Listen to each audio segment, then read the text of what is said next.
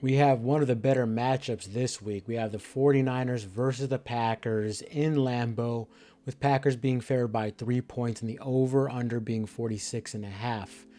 San Francisco is coming off an embarrassing loss to the Seattle Seahawks. I know it's a rival game, but they had the game and they blew it.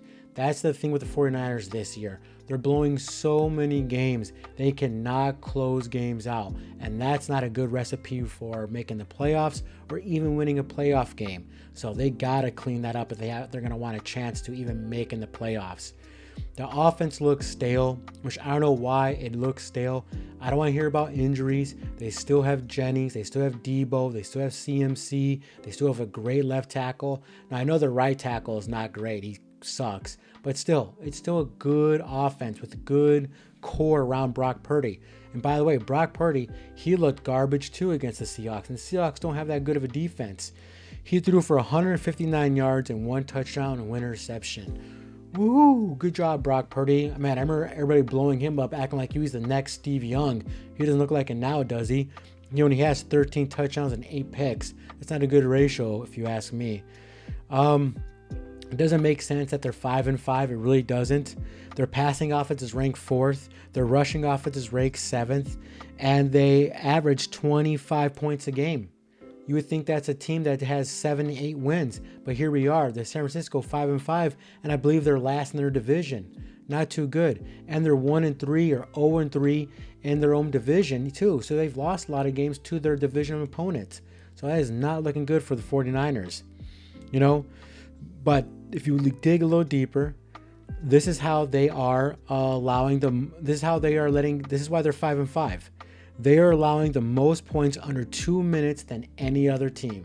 So if it's close, if it's a close game, the 49ers are just not closing games out, and they're letting teams score when it's 2 minutes or less. That doesn't sound like a championship quality team to me. They get Kittle back, so that's something they could look forward to. They got their good tight end who's having a great year this year. But Brock Purdy, he's on the injury report this week. Trey Williams is also hurt, and Bosa is also hurt too. And I believe Fred Warner, the middle linebacker, he's not playing that game. And Fred Warner is the lifeblood of that defense. It's not Bosa, it's Fred Warner. So keep an eye on that. But with all of these injuries, the 49ers are going to have to dig deep. If they're going to want to make the playoffs, their division is still winnable. The NFC West, I believe the Arizona Cardinals are 6-4 only. They got to dig deep. Who cares about the injuries? The 49ers need to dig deep to win this game against the Packers, because the Packers are looking at a wild card spot themselves. So the Packers they're going to want to win this game a lot too, okay? So if the 49ers are going to have to dig deep like nobody's business and treat this like a playoff game to have any chance to beat the Packers.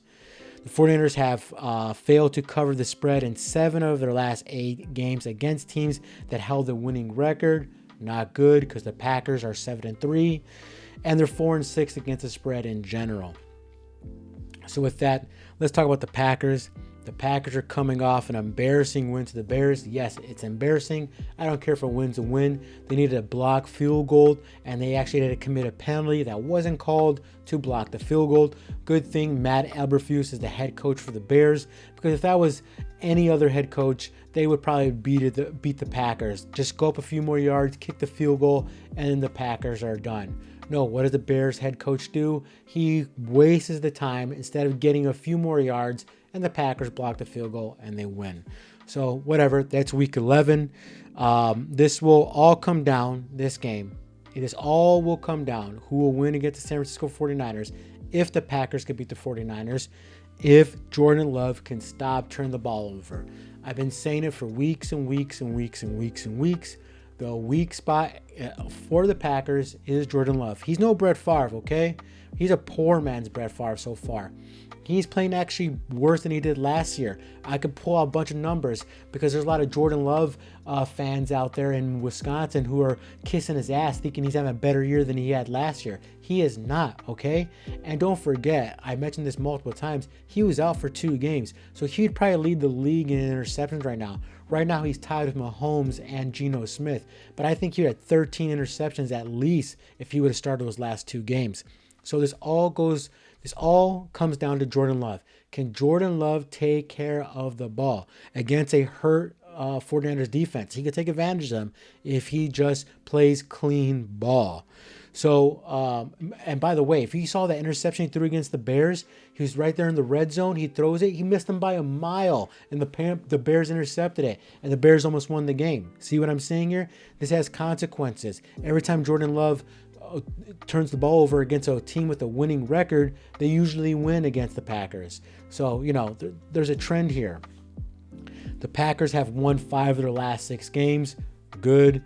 They're 10th in scoring. That they have a good, solid offensive core surrounding Love, but Love needs to clean it up.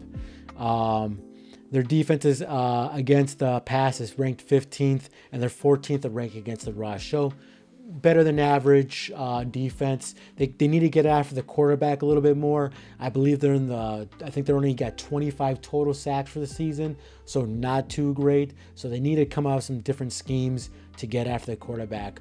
So you want to see that for the Packers to be successful even after this game. And they're 4-5-1 against the spread for the whole season. With all that being said, I've lost a lot of money on the 49ers this year. They have not looked good as last year. I think that doesn't even have to be said anymore. They're beat up a bit, but, even though I lost a lot of money because of them, they need this win way more than the Packers do. They see that their division is still wide open. They're only 1 game behind the Cardinals, and they know they have to win this game because next week they have the Buffalo Bills, who are better than the Packers. So they need to get this win just in case they lose to the Bills, okay? So I know the Packers are fighting to keep a playoff spot in the wild card, but I think the 49ers, they need to get ruthless. They need to get nasty, dirty to win this game. They need to dig deep. This is really going to show people who they really are, because if they don't win this game, or they don't cover, or if they get blown out, they're going to show that they're wimps this year, okay?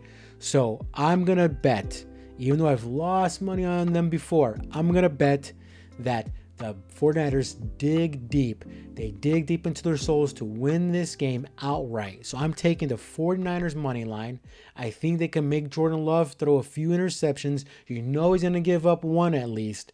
So I think the 49ers, I'm going to take them plus a 3 points, but I'm also going to take the money line because I think they need this game way more than the Packers do, and they're going to dig deep into their souls to win this game. So give me the 49ers to win this game and the over 46.5. It's going to be a great matchup.